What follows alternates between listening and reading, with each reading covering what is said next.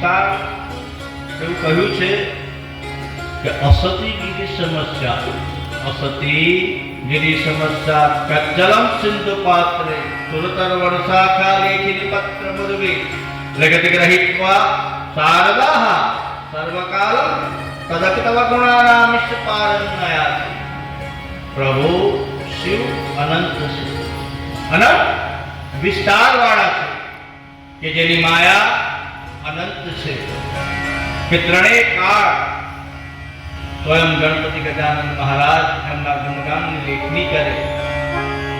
માં શારદા સરસ્વતી ગુણગાન ગાય અને આ જેટલા પણ સમુદ્ર છે એની શાહી રીતે ઉપયોગ કરવામાં આવે અને જેટલા પણ તત્વો છે એની કલમો બનાવવામાં આવે, છતાં પણ મારા મહાદેવના ગુણગાનનો અંત આવે નહીં. તમે જેટલી એમાં ડૂબકી મારો, જેટલું એનું સ્મરણ કરો, જેટલું એનું ચિંતન કરો, નિત નવું સ્વરૂપ તમારા હૃદય કમળમાં પ્રગટ થાય છે. ઈશ્વર કેવા છે કોઈ જોયા નથી કે ઈશ્વર કેવા છે, પરંતુ એક વાત પાકી છે કે ઈશ્વર છે અને નિયંત્રણ કરે છે. ઈશ્વર નિયંત્રણકારી નિયંતા છે, તો કે ઈશ્વર મમ નિયંતા છે અને તમે નિમિત્ત છો. શું છો? નિમિત્ત છો. તો ઈશ્વરની કૃપા થાય તો ઈશ્વર પસંદગી કરે, પસંદગીનો કળશ ઢોળે. કે તમને એ ખબર છે કે આ જન્મના પુણ્ય, આ જન્મના કરેલા કર્મો જ્યારથી તમને યાદ રહ્યા ત્યારથી તમારી સ્મૃતિમાં છે કે તમે પોતાની જાતને પોતાનાથી વધુ કોઈ ઓળખી શકે? કોઈ ના ઓળખી શકે. પડતો નથી ઉઘાડો, દુનિયાથી હું ડરું છું. પડતો નથી ઉઘાડો, દુનિયાથી હું ડરું છું. આવેશના વેશો પહેરીને હું ફર્યા કરું છું. આવેશના વેશ છે. વિરહનો આવેશ આવી જાય, કોઈ કન્યા વિદાયનો પ્રસંગ હોય, ભલે ને આપણી દીકરી ના હોય, કોઈ આપણી આંખમાં આંસુ આવી જાય. કોઈનો શુભ પ્રસંગ હોય, બર્થડે હોય, આ છે તે છે, લગ્નના ગીત વાગતા હોય, ગરબાના તાલ પર ઢોલ ધબૂકે, તો આપણને પણ અંદરથી આપણું ભલે ને 80 વર્ષના થયા હોય તો એમ આપણને એમ થાય કે લાઈને બે ચારી પાડી. આવેશ છે. ક્રોધાવેશ કેવો કે બે ઘડીનો ક્રોધ હોય તમને. ગુસ્સો કેવો હોય? બે ઘડીનો. પણ ક્રોધાવેશમાં કરેલા પગલા આખી જિંદગી તમારે ભોગવવા પડે છે. એ ક્રોધને ગળી જાઓ, એનું શમન કરો. મારા મહાદેવની પાસે શીખો શમન કરવાનું. મહાદેવ તમને શીખવે છે કે ક્રોધ જ્યારે જરૂર પડે, અનિવાર્ય હોય ત્યાં જ તમારા ક્રોધનો ઉપયોગ કરો.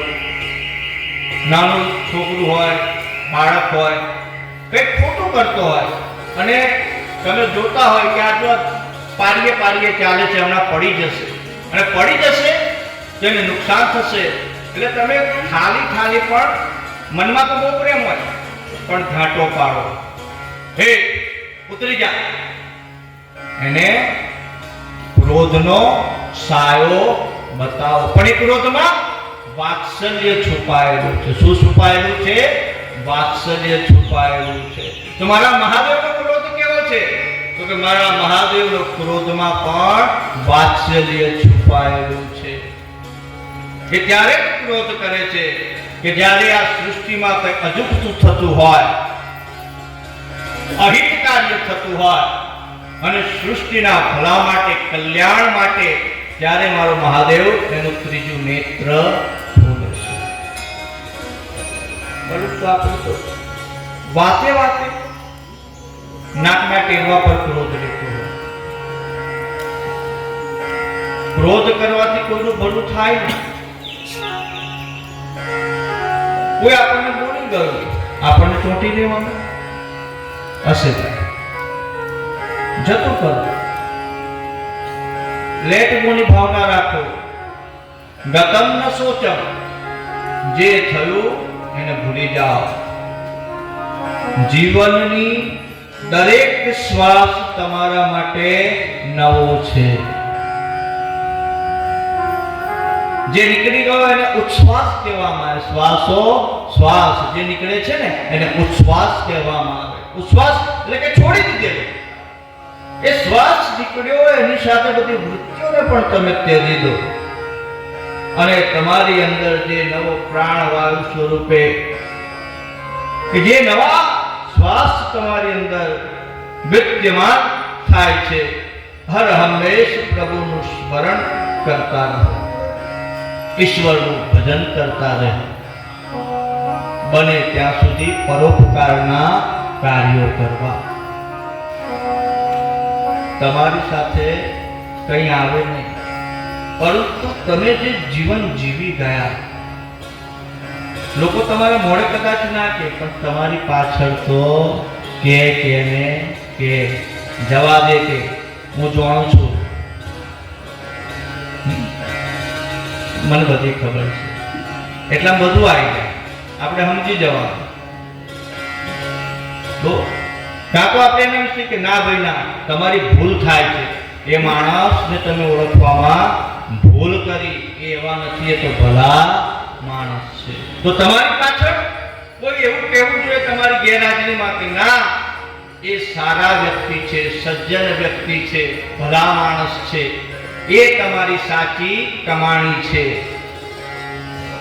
બાકી આ બધા બેઠા છે, એમના લગ્ન વખતે સોનાના ભાવ મોંઘવારીના સમયમાં તો કેટલા છે અત્યારે, એનું મૂલ્ય વધતું રહે, પરંતુ એની લાલસા ઘટતી નથી. એની લાલસા વધતી રહે છે, પરંતુ તમે સજ્જનતાની લાલસા રાખો. તમે એમ કેમ નથી વિચારતા કે 24 કલાકમાં મારે એક સારું કામ કરવું, કોઈ દિન દુખી છે એને મારે સેવા કરવી, કોઈ વૃદ્ધ વ્યક્તિ છે એને મારે સહારો આપવો, આ સમાજમાં કોઈ સારું કાર્ય કરવું. ના, એ કામ કોણ કરતા છે ને? ઘણા બધા છે. તો મહાદેવની પાસે પરોપકારના ગુણો શીખવા જેવા છે. મહાદેવની પાસે વાત્સલ્ય શીખવા જેવું છે. સૌ પ્રથમ વક્તા અને શ્રોતાઓના નિયમનું સંક્ષિપ્તમાં વર્ણન કરો, જેથી કરીને અહીં આવેલા જે શ્રોતાઓ છે, શ્રવણ કૃતમ ઇતિ શ્રોતાઃ, જે શ્રવણ કરે છે એને શ્રોતા કહેવાય. વાક ઇતિ વક્તાઃ, જે વાક છે, ઇત્યેષા વાંગમયી પૂજા શ્રીમદ શંકર પાદયોઃ અર્પિતા તેન દેવેશ્ય પ્રિયતાન મે સદાશિવ. આજે વાણી રૂપી આહુતિ છે ને, જે તમારા કર્ણમુખથી, આપણા કેટલી ઇન્દ્રિય છે? 10 ઇન્દ્રિયો છે. 2 શ્રવણ ઇન્દ્રિયો. આ યંત્ર છે ને, ઘણાના ખરાબ થઈ જાય તો કૃત્રિમ યંત્ર લગાડવું પડે, ના સંભળાય, પડદો ખરાબ થઈ જાય તો બીજું લગાડવું. પણ આને શ્રવણ યંત્ર કહેવામાં આવે. એક માણસની પાસે કેટલા યંત્ર? 2 યંત્ર છે. અને આપણે ત્યાં 3 જણ ભેગા થાય તો કેટલા યંત્ર થાય? 3 દુ 6 થાય કે સાચું? 6 ને સંસ્કૃતમાં સળ કહેવાય. શું કહેવાય? સળ. અને 3 જણ ભેગા થાય ત્યારે ષડયંત્રની રચના થાય. 2 જણ તો નહીં, પણ 3 જણ ભેગા થઈ ગયા અને એમાં તમારે જોવું કે ઓટલા પરિષદ ભરી હોય, બે બહેનો બેઠી હોય ને એમાં જો ત્રીજી આઈને ઉમેરાઈ જાય ને એટલે તમારે સમજી લેવાનું કે હવે ષડયંત્રની શરૂઆત થઈ ગઈ. તો આ યંત્ર છે, શ્રવણેન્દ્રિય છે. તો તમારે નક્કી કરવું. બોલનારા તો બધું બહુ બોલશે, કહેનારા બધું બહુ કહેશે, પણ શું ગ્રહણ કરવું એ આપણી ઉપર નિર્ભર કરે છે. આ હંસ હોય ને તે મોતીનો ચારો ચણ. પછી જેની જેવી વૃત્તિ,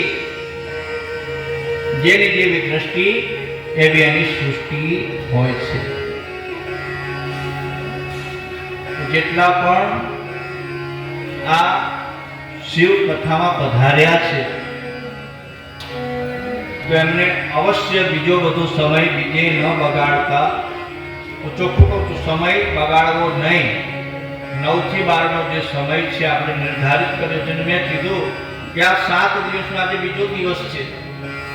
દિવસો ક્યાં પસાર બાપજીએ કીધું એમ જતા રહેશે, ખબર બી નહીં પડે. તમને એમ લાગશે કે હજુ 5 મિનિટ પહેલા બસમાંથી ઉતર્યા છે. જ્યારે બસમાં ચડતા હશો ને તો તમને એવું લાગશે કે હજુ તો હમણાં જ સામાન ઉતાર્યો અને આ પાછું સામાન ભરવા એવું થશે. અને આપણા જીવનનું પણ એવું જ છે. આપણા જીવનની આ ગાડી છે ને, આપણા જીવનનું જે આ ગાડું છે ને એ ક્યાં જાય કે ખબર ના પડે.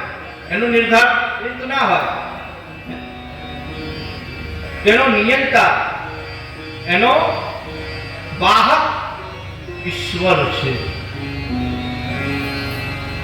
આપણે રેલવેમાં આવ્યા શરૂઆતમાં માણસનો સ્વભાવ તમે જુઓ, પ્રત્યક્ષ જુઓ.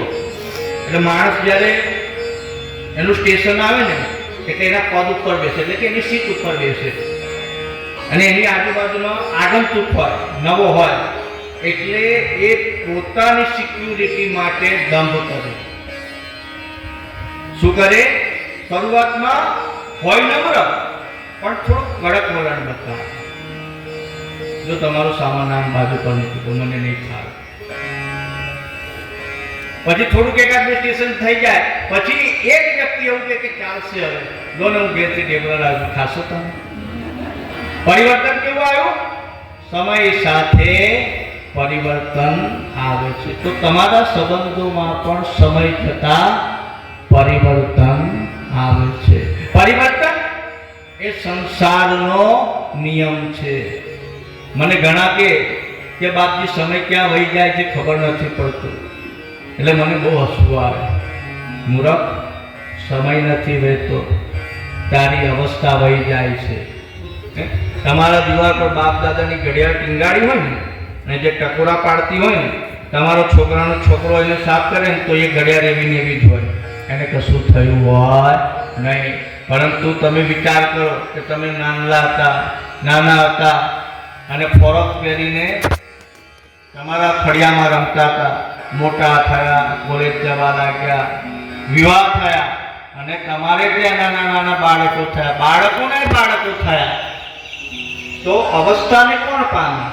તો કે જે અવસ્થાને પામે છે એ જરા અક્ષર છે, એક ક્ષર છે. મૃત્યુંજયો મહાદેવ ત્રાહિ મામ શરણાગતમ જન્મ મૃત્યુ ચરાર્યાદિ પીડિતમ કર્મ બંધનહિ. તમારી જરાર છે, જરા પિતા કરચલ્યો, વૃદ્ધાવસ્થા. આપણા ફીસ પર કરચલ્યો પડવા લાગે. અમુક ઉંમર થાય ને પછી કોઈ ક્રીમ કામ લાગે નહીં. લાગે ત્યાંથી એક ક્રીમ કામ લાગે અને એ છે મારા મહાદેવનું સ્મરણ. જેને યુવાન રહેવું હોય એને ઓમ નમઃ શિવાયનો જાપ નિત્ય કરવા. એનાથી યુવા અવસ્થા જળવાઈ રહે છે. તમને ઘડપણ નથી આવતું. ઘડપણ એટલે શું? ઘણા યુવાન હોય પરંતુ એનું મગજ ગયું થઈ ગયું હોય, મગજથી ગયું થઈ ગયું, એને ઘડપણ લાગી ગયું, એને ઉધઈ લાગી ગઈ છે એના મગજમાં, એને બીજું કઈ સૂઝે જ નહીં, ખોખડું થઈ ગયું હોય. એના દિમાગમાં બીજી કઈ વાત ઘૂસે નહીં. તો ભર જુવાનીમાં એને વૃદ્ધાવસ્થાએ ઘેરી લીધો છે. વૃદ્ધાવસ્થા એટલે એની વૈચારિક વૃદ્ધાવસ્થાને તે જીવાત્મા પામે છે. અને 80 વર્ષની ઉંમર હોય પરંતુ છતાં પણ એની વૈચારિકતા યુવા અવસ્થા હોય અને એને એમ હોય કે હું કંઈક કરું, મારાથી કેમ ના થાય. યત કૃપા તમ વંદે પરમાનંદમ માગમ મુખં કરોતિ વાચાલમ પંગુ લંઘયતે યત ગિરિમ. જ્યારે મુકુંદની કૃપા થાય, મહાદેવની કૃપા થાય તો બોલવા, જે જન્મથી બોલતો નથી એ બોલતો થઈ જાય. જે અપંગ છે તે ગિરી શિખર ચડી જાય છે. તો એની કૃપા સિવાય બધું અધૂરું છે. કાલે પણ મેં કહ્યું હતું ને વારંવાર કહું, ખબર નથી પડતી આ શું છે તે ખબર નથી પડતી. ખબર પડે કે હું કેમ આ ઘરમાં, મારો પૃથ્વી પર જન્મ કેમ થયો, 84 લાખ યોનિમાં હું મનુષ્ય કેમ, અને નિશ્ચિત વ્યક્તિઓ સાથે મારે સંબંધ નિભાવવાના. આજ મારો પુત્ર, આજ મારો પતિ, આજ મારી માતા, આજ મારો પિતા, એ બધું નક્કી કોણ કરે છે? ચાલો આપણે એમ માનીએ કે તમે પસંદગી કરીને તમારા વરની કે પત્નીની પસંદગી કરો, પણ માતા પિતાની પસંદગી ઈશ્વર કરે. તો પ્રારબ્ધનો કર્મ, પ્રારબ્ધનો ખેલ. કેટલાય જન્મો વીતી ગયા છે, કેટલા યુગો વીતી ગયા છે. આ તમારી અંદર રહેલો આત્મા અજર અમર છે. એ આત્માના કેટલાય સંચિત કર્મો ભેગા થયા છે અને એ સંચિત કર્મ ભેગા થાય અને એ પ્રારબ્ધનું સ્વરૂપ ધારણ કરે તો ઈશ્વર તમને નિમિત્ત બનાવે છે. તો તમારા હાથે પુણ્ય કર્મ થાય. ઈશ્વર તમને નિમિત્ત બનાવે તો તમારાથી ભગવત કાર્ય થાય છે. તમારાથી ઘણા ધનવાન પડ્યા છે, એમની ઈચ્છા પણ હોય કે મારે ભગવત કાર્ય કરવું છે, પરંતુ કરી શકે નહીં. ઘણાને તો આવેલી તક પણ ગુમાવી પડતી હોય છે. તક આવી ગઈ કે ભગવત ભજન કરવું છે, પણ એવી તકનું સર્જન થાય કે હવે તારું પ્રારબ્ધ તને ના પાડે છે, તો તારે ભગવત કાર્યમાં ભાગ લઈ શકે નહીં. એક નાનકડું દ્રષ્ટાંત તમને કહું. એક શેઠ, નગર શેઠ, અને એ નગર શેઠે ને થયું ભગવાનનું ભજન કરવાનું કોને ના ગમે? દરેક જીવાત્માને કોઈ એમ કહે ને કે હું તો નાસ્તિક છું, પણ એ જ સૌથી મોટો આસ્તિક હોય. પડતો નથી ઉગાડો, દુનિયાથી ડરું છું.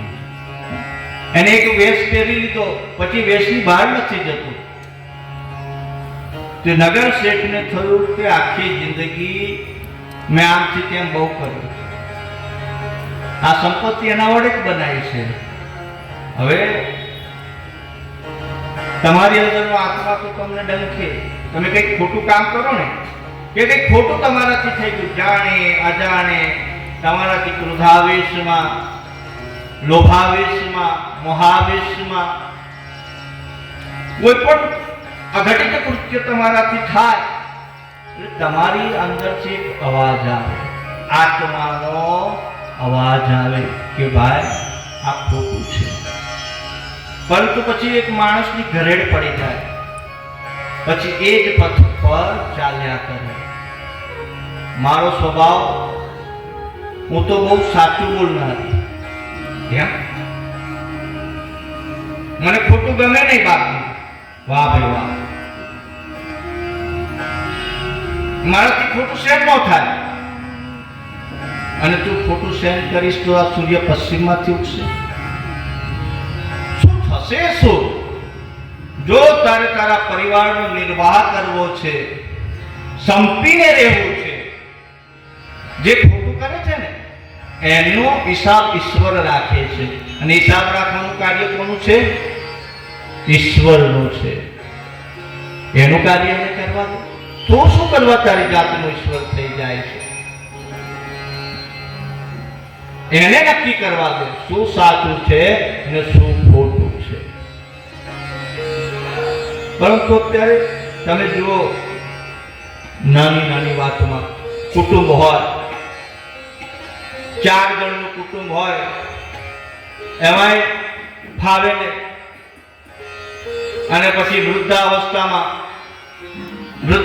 આવી ગઈ હોય ને, જ્યારે તમે જવાન છો ને, યુવાન, ત્યારે તમને ન ખબર પડે. તે વખતે તમારી અવસ્થા કેવી હોય કે પાંખો લઈને આકાશમાં ઉડવાના તમારા સપના હોય, મહત્વાકાંક્ષા હોય. દરેક અવસ્થાનો એક પ્રભાવ હોય છે. પરંતુ જેમ જેમ તમારે વિસ્તારી થતા જાઓ, જેમ માતૃત્વ વધતું જાય, પિતૃત્વ વધતું જાય, જેમ તમારી અવસ્થા થતી જાય, જેમ પરિવર્તન થતું જાય, પરિવર્તન એ સૌથી મોટો શિક્ષક છે. એ તમને શીખવાડે છે જીવનમાં. કેટલી ઠોકરો વાગે ત્યારે ઠોકરો ખાઈને મનુષ્ય ઘડાય છે અને એનામાં પરિવર્તન આવતું જાય છે. તો શ્રવણ કરવું એ શ્રોતાનો સૌથી પહેલો ધર્મ છે. પરંતુ સાંભળવું કોઈને ગમે? બધા તમને સલાહ આપવા બેસી જશે. વણ માગે મફતમાં આપણે ત્યાં મળતી હોય એનું નામ છે સલાહ. પેલો ઉઘાડા પગે ફરતો હોય, ઉઘાડ પગો તમને એમ કે આવા બૂટ પહેરવાના તો કાંટા ના વાગે, પેલા તું ચપ્પલ પહેરીને આવ, પછી બીજાને સલાહ આપશે.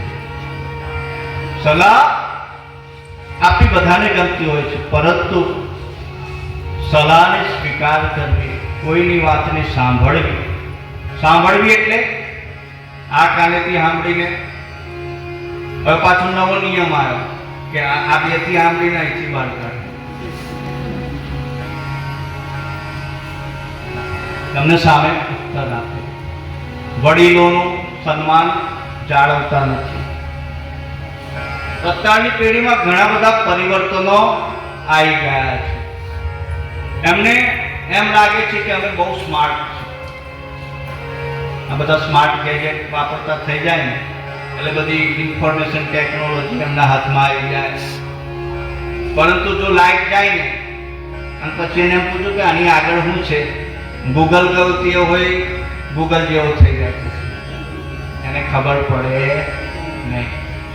અને જ્યાં ઠોકરો ખાઈને આ અવસ્થા સુધી આવ્યા હોય એમની પાસે અનુભવનું ભાથું છે. તો વડીલોની સેવા કરવી. કારણ કે 2 ઘડી એમની પાસે તમે બેસશો અને પ્રેમથી તમે એમની પાસે વાત કરશો તો એમને બીજું કંઈ ના જોઈએ. એમને એટલું જોઈએ કે મારા બાળકો મારી પાસે બેસે. તો શ્રવણ કરવું શ્રોતાનો પહેલો નિયમ છે. અને શ્રવણનો નિયમ એવો છે કથાનો કે એક આસને એક ચિત્તે કથાનું શ્રવણ કરવું.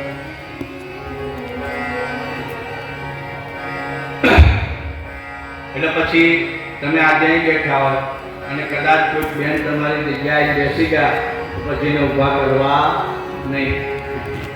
એક જ આસન. જો તમારે આસન ગ્રહણ કરવું હોય તો સૌથી પહેલા કથા શરૂ